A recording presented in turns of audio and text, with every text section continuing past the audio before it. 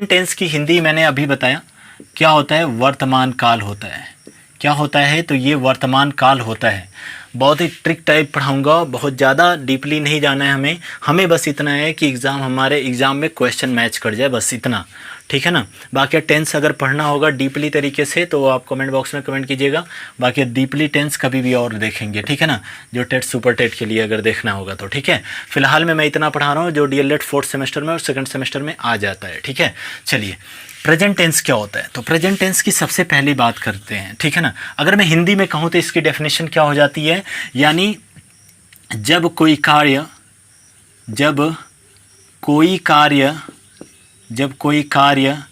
वर्तमान में हो रहा हो, वर्तमान में हो रहा हो, जब कोई कार्य वर्तमान में हो रहा हो तो उसे प्रेजेंट टेंस कहते हैं। तो उसे क्या कहते हैं, प्रेजेंट और टेंस कहते हैं। क्लियर है, प्रेजेंट टेंस कहते हैं। और जिन लोगों को वीडियो पसंद आ रही हो तो चैनल को लाइक, शेयर और सब्सक्राइब करना बिल्कुल ना भूलें, ठीक है। और कुछ लोगों को शेयर भी करें ताकि वो लोग भी जाने, ठीक है। चलिए आगे चलते हैं। प्रेजेंट टेंस कहते हैं। और प्रेजेंट टेंस की अगर मैं बात करूं, ठीक है, तो यहाँ पे देखिएगा वर्तमान काल क्या होता है। अगर इंग्लिश में बात कर लूँ तो देखिएगा, the present tense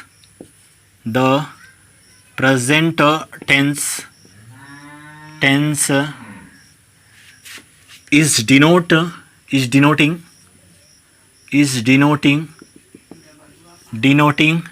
a present time,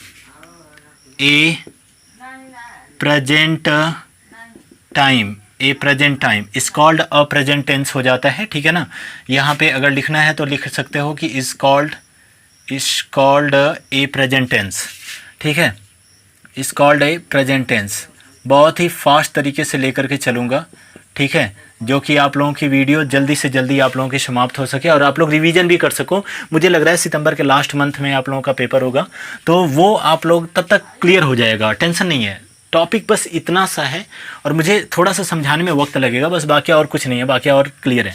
अगर डेफिनेशन कोई पूछ रहा है तो चूंकि इंग्लिश में ही पूछेगा, वहाँ पे हिंदी तो काम करेगी नहीं, तो हिंदी में हम जान लेते हैं पहले, उसके बाद इंग्लिश में देख लेते हैं। क्या है, कुछ भी खास नहीं है।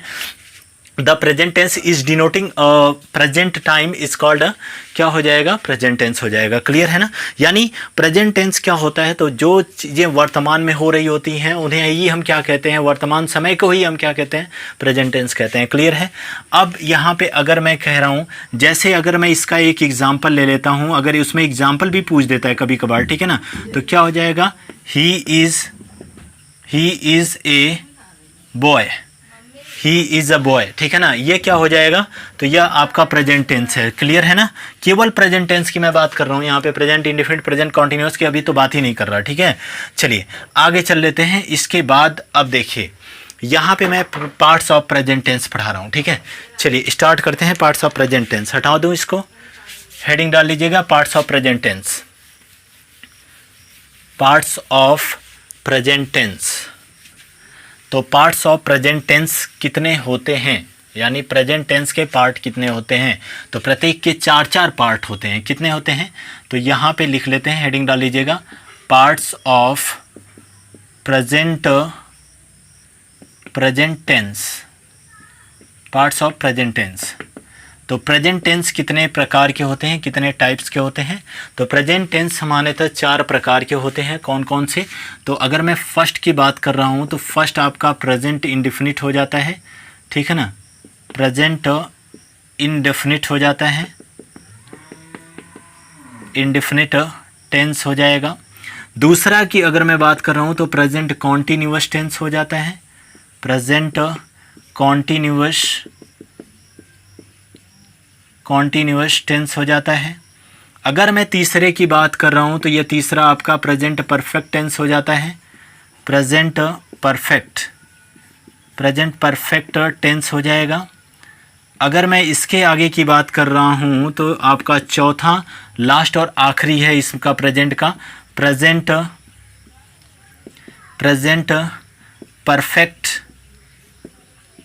परफेक्ट कॉन्टिन्यूअस टेंस हो जाता है, कॉन्टिन्यूअस टेंस हो जाता है। देखिए एक बात और समझिएगा, डेफिनेशन वगैरह यहाँ से पूछा जाने वाला है नहीं आपको। देखो यहाँ से आता क्या चीज़ है, मैंने जैसा कि देखा है 2-3 साल उठा करके बैक पेपर भी, कि वहाँ से आता क्या है कि वहाँ से आप लोगों का फिल इन द ब्लैंक्स आता है। फिल इन द ब्लैंक्स का मतलब क्या होता है कि खाली स्थान को भरना, ठीक है ना। उसके बाद अगर मैं बात कर रहा हूँ तो इसके बाद अगर कोई सेंटेंस, कोई दूसरा वाक्य दे देता है, जैसे प्रेजेंट इंडेफिनिट दे दिया और कहेगा उसको क्या कि प्रेजेंट परफेक्ट में टेंस, प्रेजेंट परफेक्ट टेंस में चेंज करो, प्रेजेंट कॉन्टिन्यूअस टेंस में चेंज करो, यही देता है। जैसे मैंने अभी सेंटेंस पढ़ाते हुए आया ना, कल मैंने कुछ एक्सरसाइज भी दिया था उसको, आई होप दैट कि अगर जिनका सॉल्व नहीं होगा वो आप लोग कमेंट बॉक्स में कमेंट कर दीजिएगा कि एक्सरसाइज नंबर इसका इतना वाला क्वेश्चन सॉल्व नहीं हुआ है, करवा दूंगा, ठीक है। सबसे पहली चीज़ हम लोग चल लेते हैं, प्रेजेंट इंडेफिनिट टेंस होता है।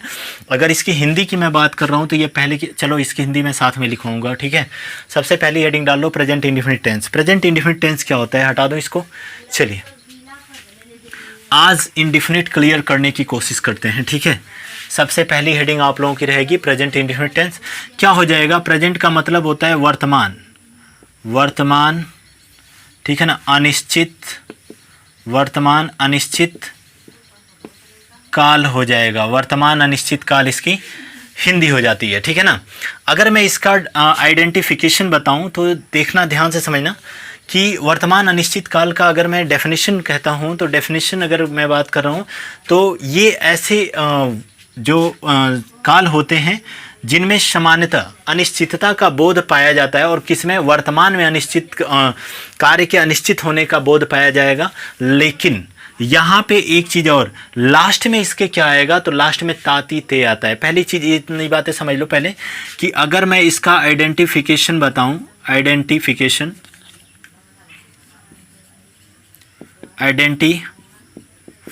अगर मैं बता रहा हूं तो आइडेंटिफिकेशन क्या हो जाएगा, तो देखो समझ लो शॉर्ट में, ता के बाद, ता ती ते के बाद क्या आएगा, तो हैं, हूँ और क्या, हो आएगा। क्लियर है ना, हैं, हूँ, हो आएगा।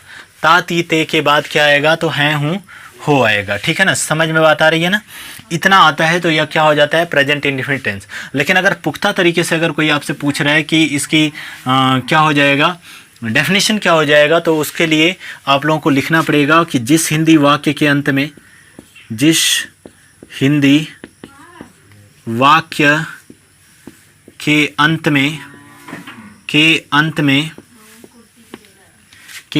जिस हिंदी वाक्य के अंत में ता ती ते के बाद, ता ती ते के बाद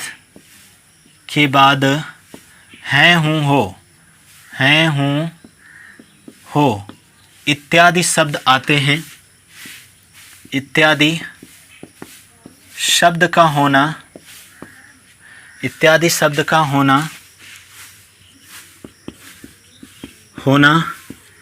पाया जाता है तो उसे प्रेजेंट इंडेफिनिट टेंस कहते हैं, प्रेजेंट इंडेफिनिट टेंस कहते हैं।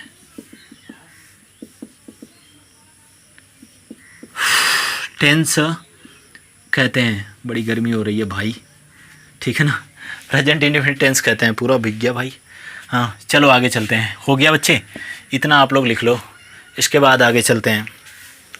इतना लिख लो फिर उसके बाद अगला चलते हैं, ठीक है। चलिए वीडियो थोड़ी सी लंबी होने वाली है तो इसको स्किप मत कीजिएगा, नहीं तो बाकी अगर एक आध टॉपिक भी अगर छूटेगा ना तो समझ में नहीं आएगा। चलो पार्ट्स ऑफ प्रेजेंट टेंस हम लोग देखते हैं। इसमें आ जाता है सबसे पहली चीज़, देखो हमें बस इतने की काम है, इसका जो मैं इसके बाद मैं हाई सब ताम झाम नहीं लिखने वाला हूँ, ठीक है ना। इसके बाद मैं बस केवल और केवल इतना बताऊँगा, जो मुझे मेन मुद्दा है वही मैं लेकर के चलूँगा। देश का रामायण पढ़ने से कोई मतलब है नहीं, ठीक है। बाकी जिससे पेपर टच कर जाए उतना बहुत है, ठीक है। हटा देता हूँ इसको। देखिए एक बात ध्यान से समझिएगा, आइडेंटिफिकेशन बहुत ज़रूरी है करना, ठीक है। इसमें भी पहला हम लोग चल लेते हैं। इसका पहला पार्ट है क्या, सिंपल सेंटेंस आ जाता है। और सिंपल सेंटेंस में क्या होता है, तो देखो यहाँ पे सिंपल सेंटेंस का मतलब साधारण वाक्य। इसका क्या हो जाता है, तो इसका अगर रूल में बात करूँ तो सब्जेक्ट प्लस यहाँ पे आपका क्या हो जाएगा, तो मेन वर्ब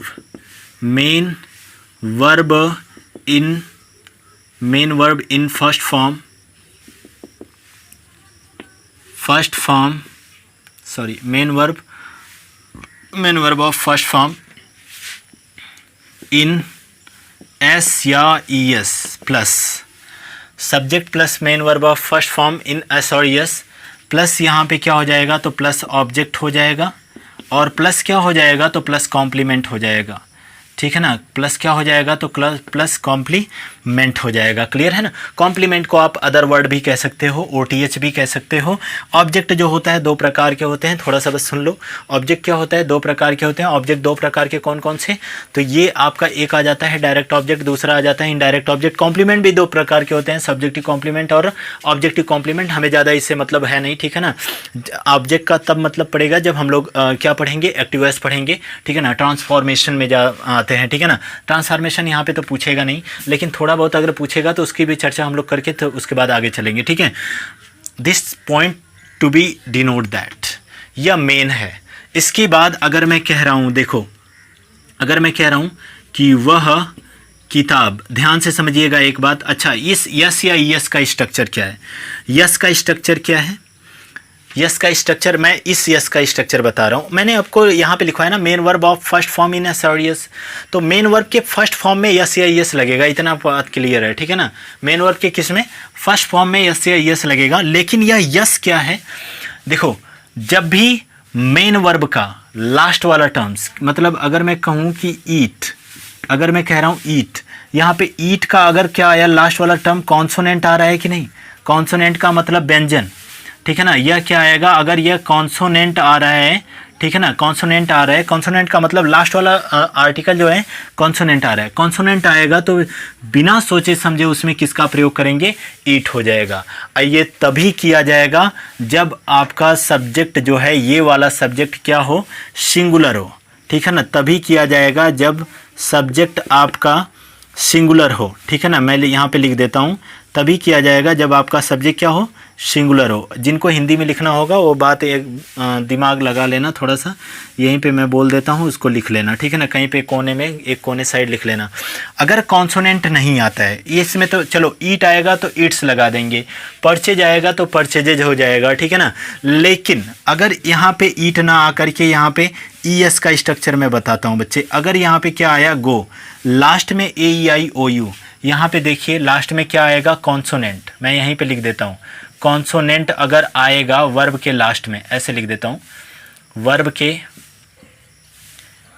के लास्ट में क्या आएगा, कॉन्सोनेंट आएगा। थोड़ा सा इसी को समझने की बात है, कॉन्सोनेंट आएगा, ठीक है ना। वर्ब के लास्ट में अगर कॉन्सोनेंट आता है तो यह क्या हो जाएगा, तो वहाँ पे यस का प्रयोग उसमें कर दोगे।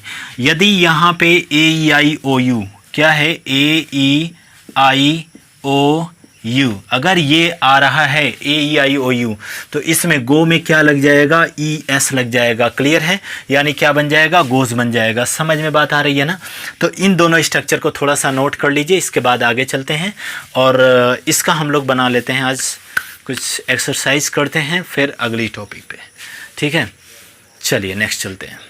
दिखाई दे रहा है प्रॉपर, बढ़िया दिखाई दे रहा है। जिनको दिखाई नहीं दे रहा होगा वो लोग अपनी वीडियो क्वालिटी को रिज्यूम कर लेना और बढ़ा लेना, सारी चीज़ें बेस्ट दिखाई देंगी, ठीक है ना। थोड़ा सा एक आध में कभी कभी दिक्कत हो जाती है, सिंगल बंदा प्रॉब्लम फंस जाता हूँ ना, उधर भी देखना है इधर भी देखना है। हटा दो इसको। चलिए भाई, एक बात यहाँ पे लिखिएगा, एग्जाम्पल, ठीक है। एग्जाम्पल लिखिएगा यहाँ पे, जैसे अगर मैं लिख रहा हूँ कि वह पत्र लिखता है, वह पत्र लिखता है। देखो लास्ट वाला क्या है, तो इतना सभी लोग यहाँ पे देखिएगा, ता के बाद हैं आया है, ता के बाद हैं आया है। इसका मतलब कि अभी आइडेंटिफिकेशन में मैंने बताया ना, ताती की ते के बाद हैं वो आएगा, लास्ट वाला ता के बाद हैं आया है। तो वह पत्र लिख रहा है, मैंने रूल बताया है अभी उसके ऊपर ही, सब्जेक्ट। तो सब्जेक्ट का मतलब क्या हो जाएगा, ही, और इसके बाद क्या हो जाएगा, तो लिखना, चूंकि main verb of first form था तो क्या हो जाता है, राइट, ठीक है ना। लेकिन राइट तो रहेगा नहीं, ES आकर के जुड़ेगा क्योंकि कॉन्सोनेंट वोवेल आया है, ठीक है ना, तो ES नहीं, यहाँ पे SE आकर के जुड़ जाएगा क्योंकि डबल E कभी भी प्रयोग नहीं होता है। ही राइट्स और क्या हो जाएगा, ए लेटर हो जाएगा। क्लियर है ना, ही राइट्स ए लेटर। अब समझिएगा, यहाँ पे मैं आपको बता रहा हूँ ये देगा कैसे पेपर में। देखो हमने क्या बनाया, ही राइट्स ए लेटर बनाया ना, लेकिन यहाँ पे देगा कैसे, यह इसी तरीके से आपको इंग्लिश ही देगा। क्या बोलेगा, ही राइट ए लेटर, इस तरीके का आपके पेपर में देगा। ये आपके पेपर पॉइंट ऑफ व्यू से ही है, ठीक है ना, ये आपके पेपर पॉइंट ऑफ व्यू से है। इसके पेपर में मैंने बहुत सारे पेपर उठाकर देखे, इस टाइप के क्वेश्चन आते हैं और उसको करेक्ट करने के लिए कहता है कुछ नहीं करना है।